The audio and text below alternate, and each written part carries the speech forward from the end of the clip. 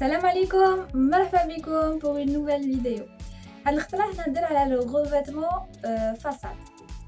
Parce que je me suis toujours posé la question, quand on consulte un projet à l'international, la façade est merveilleuse. Et puis quand on compare avec les façades que nous avons ici, la qualité est très différente. Et du coup, je me suis posé la question, quels sont les revêtements de façade qui existent à l'échelle internationale et quels sont, est-ce que les revêtements qui sont chez nous et voilà, donc la vidéo sera partagée en deux temps. Tout d'abord, les critères pour choisir un revêtement de façade. Par la suite, j'aborderai 6 types de revêtements de façade. Maintenant, je vais يلا نبدأ.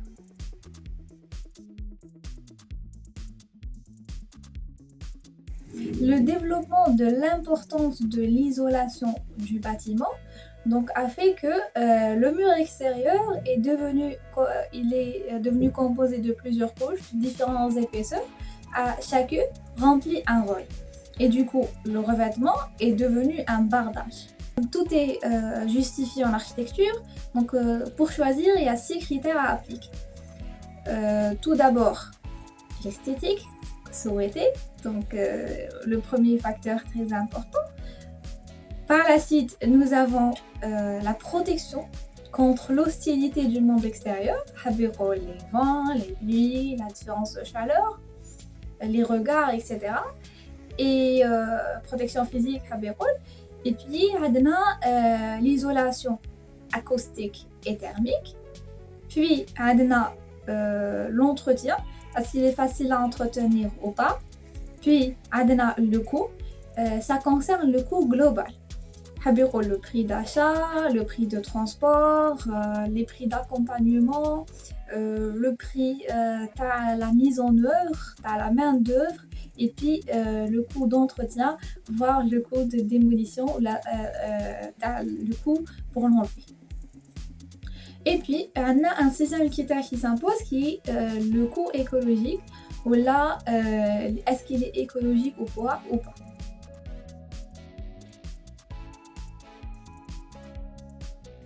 Nous allons aborder les types de la même manière.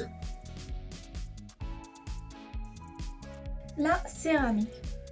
Tout d'abord, mesh mkhdouma. C'est de la terre cuite qui peut être émaillée ou pas.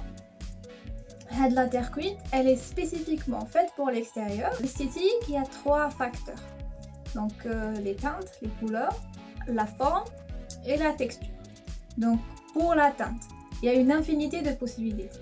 Donc il y a les couleurs pâtes naturelles, t'as la céramique en elle-même, là t'as la pâte, t'as la céramique. Puis il y a les teintes émaillées qui peuvent être soit mates, soit brillantes. Puis il y a les traitements spéciaux tels que l'impression numérique. Et puis la texture, il y a la texture lisse, il y a l'aspect texturé. Et puis par rapport à la forme, à la dimension, souvent c'est des carrés ou des rectangles. Donc les dimensions dépendent des fabricants, 50-50, 120-120, 50-100, etc. Mais il y a toujours une possibilité de personnalisation. Il est fabriqué en Algérie, donc il y a il y a Telka, c'est une société qui a un gisement en Kabylie. Ils ont 3 textures et l'ensemble est rectangulaire. Il y a une possibilité de personnalisation, mais là, il faut adapter la structure. Revêtement en pierre. Je fais une petite remarque, nous allons nous intéresser au pavement en pierre, donc un recouvrement en pierre et non pas aux parois qui sont eux-mêmes faites de pierre, ils sont apparentes. Des plaques de pierre, donc de faible épaisseur qu'on vient mettre sur la façade. Il y a 3 types de pierres. Il y a soit la pierre naturelle, ça peut être du marbre, du granit, de la graisse, du travertin, de l'ardoise, etc. selon l'endroit ou la carrière. Puis on a l'imitation de la pierre, donc c'est du béton qui imite la pierre. Et puis on a la pierre reconstituée, c'est la pierre naturelle, puis plus des additifs. Pour l'esthétique, donc la couleur et la texture dépend du type de la pierre. Donc même pour une imitation de la pierre, donc c'est une imitation de la pierre. C'est l'aspect lisse, soit l'aspect rigoureux. Donc il y a des formes taillées, il y a des formes irrégulières. En Algérie, la vente à la pierre naturelle كاين كيما هذوك اللي يبيعوا المواد البناء les matériaux de construction qui sont spécialisés dans la pierre.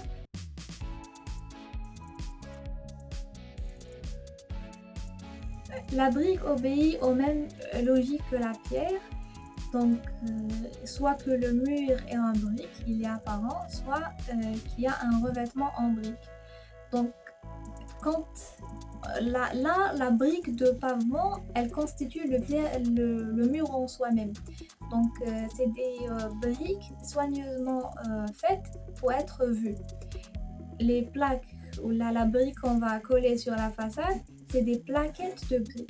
C'est un peu donc en épaisseur, c'est des quarts de briques qu'on vient mettre sur la façade. On fait une brique pour avoir l'impression d'avoir une brique. Donc les possibilités, les couleurs, etc., les aspects sont très très variés. Donc ça dépend la pâte en elle-même, donc ça dépend l'argile en soi, puis ça dépend le rajout qu'on va ajouter à la brique. Comme il y a aussi des briques émaillées, vernissées. En Algérie, ils sont importés par quelques sociétés, y compris Fomdi.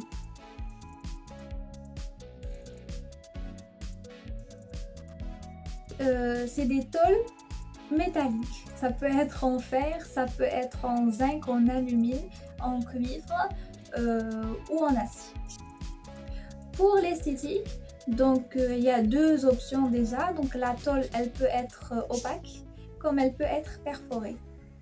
Donc souvent on utilise les panneaux en tant que double façade et on laisse passer l'air et la lumière. Pour les teintes, souvent c'est du métallique, mais c'est aussi à l'infini, donc qui peuvent être soit mates, soit brillantes, soit même réfléchissantes, donc un effet miroir. Pour la forme, il y a des barres d'eau, donc des petites barres, il y a des panneaux de grandes barres. Il y a le tissu métallique. C'est quoi? C'est des fils soit tissés, soit soudés, donc qui couvrent de grandes surfaces et qui s'adaptent aux courbes. Il y a la feuille métallique qui est épaisse. Il y a aussi le grillage déployé. C'est quoi? C'est comme on le connaît, c'est un grillage qui peut être en panneau aussi ou en rouleau. Qui peut couvrir de grandes surfaces, qui peut atteindre jusqu'à 6 mètres.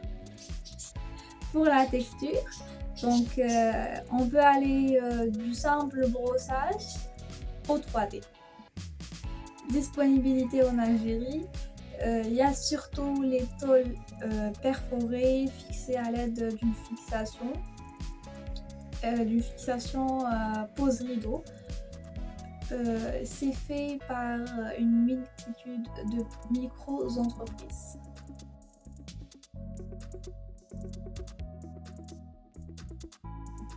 Les panneaux composites. Comme son nom l'indique, composite veut dire composé de au moins deux matériaux. Voilà, ils sont composites parce que chacun des matériaux a des spécificités, a des points forts. Donc en mélangeant ces points forts, on forme un matériaux uniques. Peut-être les matériaux composites sont à l'infini, les possibilités. Je cite 4. Donc, on a les plaques, donc des panneaux composites en alumine. Le principe des panneaux, c'est qu'il y a deux faces avec un noyau. Les panneaux composites en alumine, c'est les deux faces en alumine avec un noyau minéral, c'est pour résister au feu. On a les panneaux HPL, c'est des panneaux haute pression laminés les faces sont composées en plastique hautement durci et avec un noyau en papier craft. Il y a la fibre de ciment, c'est panneaux composés de ciment plus des fibres de cellulose. Il y a le bois composite, c'est du bois avec de l'alumine. Il y a d'autres possibilités. Pour l'esthétique, il y a une infinité de textures et de teintes. Par exemple, il y a l'imitation pierre, l'imitation bois et l'imitation brique. Il y a aussi une infinité de formes. Donc souvent c'est deux catégories, donc à caisson ou là les grands formats, donc des petits panneaux ou là les grands panneaux. Et c'est des panneaux qui s'adaptent à la coupe. Je connais deux qui sont l'Aquapanel. C'est un panneau de ciment avec des fibres de verre. Il est fait pour recevoir un revêtement qui peut être en enduit, comme il peut être un autre revêtement, donc un pavement, etc. Il est fabriqué en Algérie par Knof. La Lucoband, c'est un panneau composite en alumine avec un noyau minéral pour résister au feu. Il est composé par différents fabricants comme Alumania.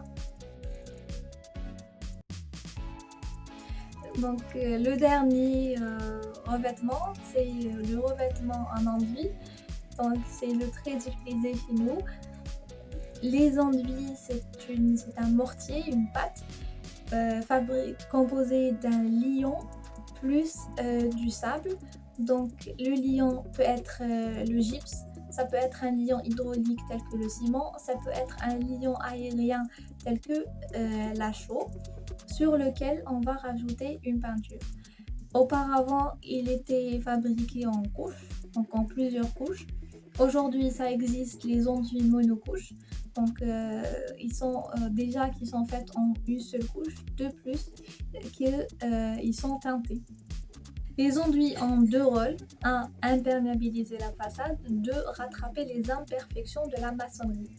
Les enduits sont appliqués sur la paroi pour l'imperméabiliser, mais leur pouvoir d'isolation est très limité. C'est pour cela que ça existe deux possibilités. Soit ils sont préformulés, donc ils rajoutent des isolants à l'enduit, donc tel que le verre esponcé.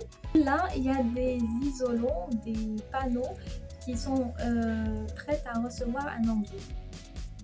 Pour les textures, il y a le projeté, il y a le lissé, il y a le gratté, il y a le riveté et il y a le taloché.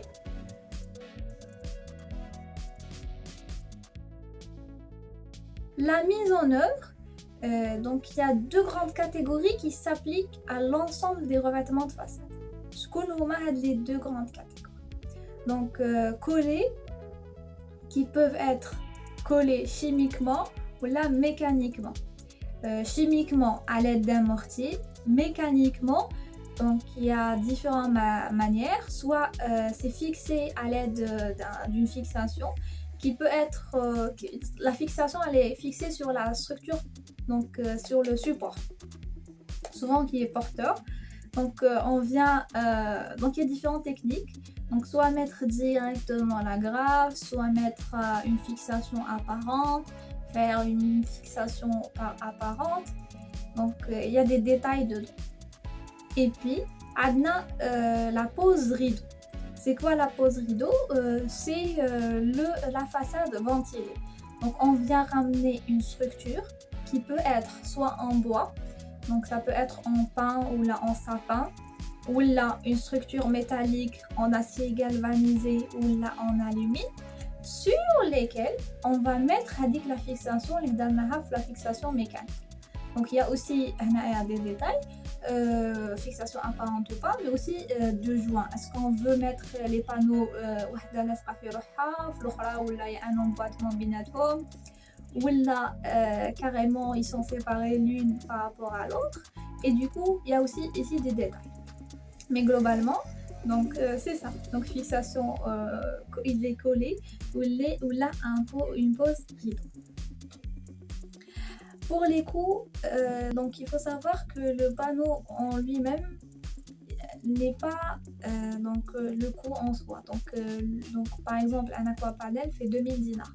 Puis, Kinzidoulou, la structure en alumine, la main-d'œuvre, etc., ça peut atteindre 10 000 dinars par mètre carré.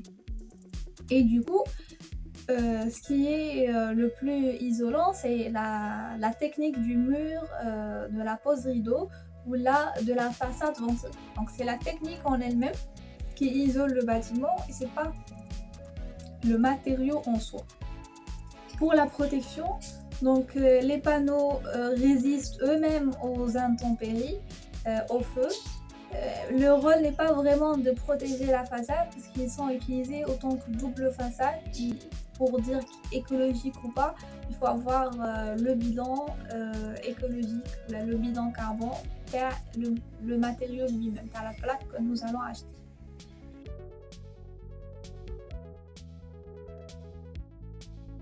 Je vais vous montrer sur un réel comment trouver un revêtement en 3D, donc en BIM. Inch'Allah نكون فتكم ولا فكرتكم. À la prochaine.